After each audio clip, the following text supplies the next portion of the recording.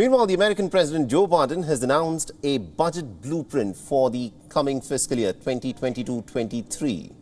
And under the budget proposal, the United States will allocate billions of dollars in terms of aid to Ukraine. It's also stated its intention to tax the wealthy and lower its deficit. Biden is proposing a total of about $5.8 trillion in terms of federal spending in fiscal 2023. The deficit will be about $1.15 trillion. A staggering $795 billion will be allocated just for the American defense industry. $915 billion for domestic programs, and the remaining balance will go to the mandatory spending such as Social Security, medical care, and net interest on the national debt.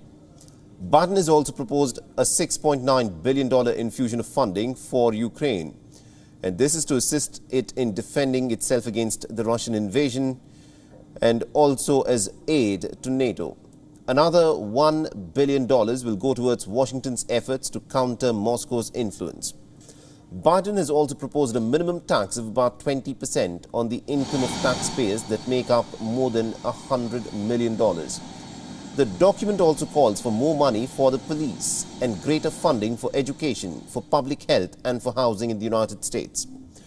What is interesting is the proposal has also set forth a target of lowering the budget deficit by $1.3 trillion by next year. Although the present national debt still stands at a staggering $24.8 trillion in the United States. This year we're on track to cut the deficit by more than $1.3 trillion. $1.3 trillion. That would be the largest one-year reduction in the deficit in U.S. history. And here's how we're achieving it, this record deficit reduction. First, we're growing the economy. We've created a record 6.7 million jobs since I took office, and we've generated a GDP growth of 5.7%, the best economic growth we've seen in this country in over 40 years. This has led to a substantial increase in government revenues and dramatically improved our fiscal situation.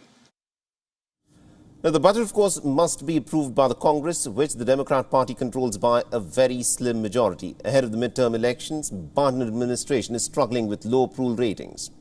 While the U.S. economy has regained much of the ground, the supply chain snarls and the rising oil prices and strong consumer demand have sent inflation through the roof. The proposal can be seen as a midterm election pitch to a country that's been hit with chaotic years caused by the pandemic in the last couple of years. And our correspondent Susan Tehrani has been tracking this story very closely for us and has sent us this report from New York. Listen in.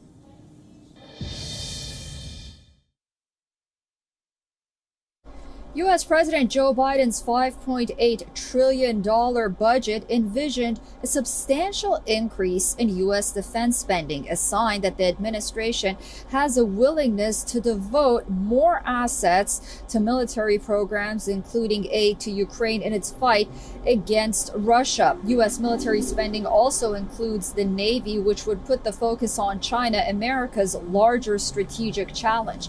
The U.S. president, for the most part, glossed over his so-called Build Back Better plan on Monday when announcing his 2023 budget plan, which will start on October 1st. That was a plan which, for the most part, he really focused on for the past year or so. The plans that he did announce, Congress, a lot of them, at least, they would have to approve.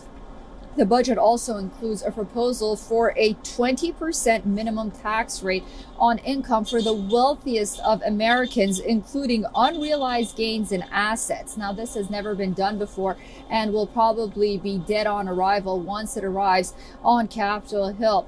However, the administration perhaps thought that it would ease some nerves among ordinary Americans. However, it's very unlikely.